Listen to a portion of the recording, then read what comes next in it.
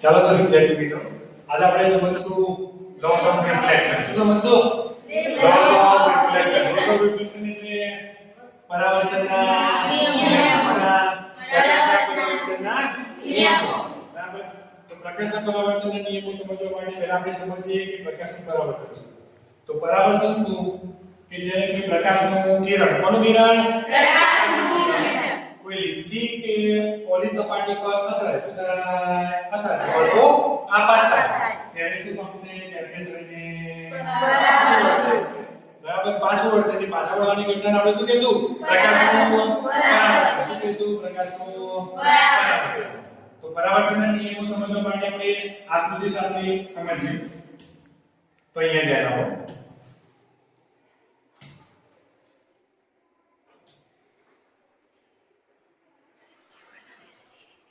Okay આપણે શું જોયું? પેલી સપાટી બરાબર, એને નામ આપી દઈએ ઓકે.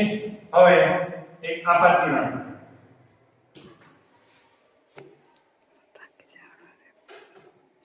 ઓકે તો આ કિરણનું નામ શું હશે? આપાત કિરણ. અને અંગ્રેજીમાં શું કહેશું એને? Incident ray. જે રીતે આપાત કિરણ અહીંયા આવીને સપાટીના જે બિંદુએ અથડાય એ બિંદુને આપણે શું કહેશું? આપાત બિંદુ. શું કહેશું?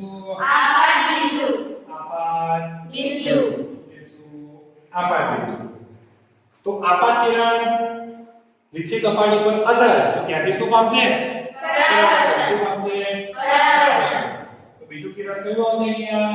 પરાવર્તન. પરાવર્તન. કિરણ આવશે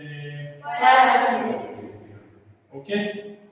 આપણે શું જોયું? પરાવર્તન. શું કહેવાય? Reflected ray. શું કહેવાય? Reflected ray. ઓકે ચલો. આ કયું કિરણ છે?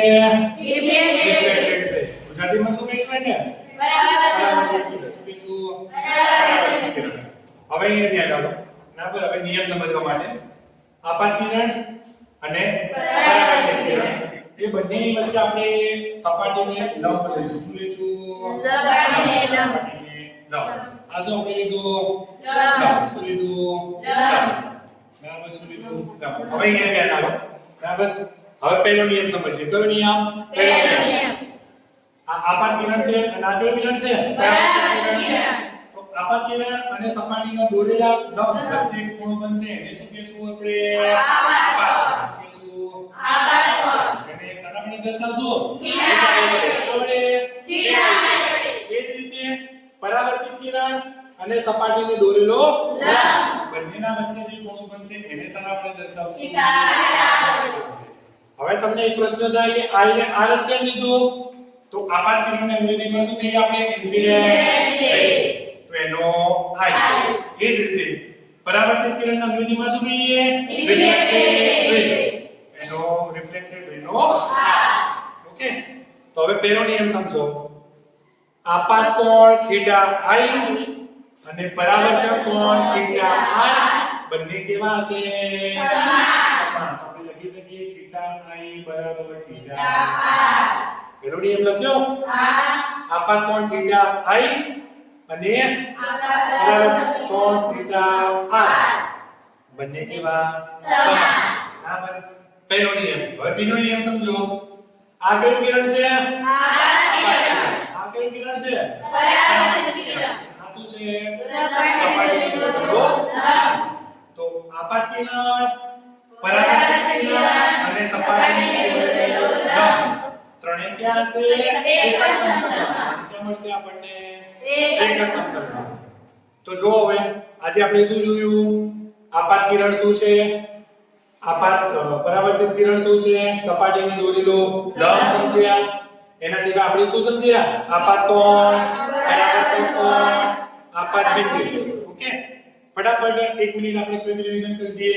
જે કિરણ આપાત થાય સપાટી પર એને કયું કિરણ કહીશું? આપાત કિરણ. જે આપાત કિરણ અથડાઈને પરાવર્તન પામે એને કયું કિરણ કહીશું? પરાવર્તન કિરણ.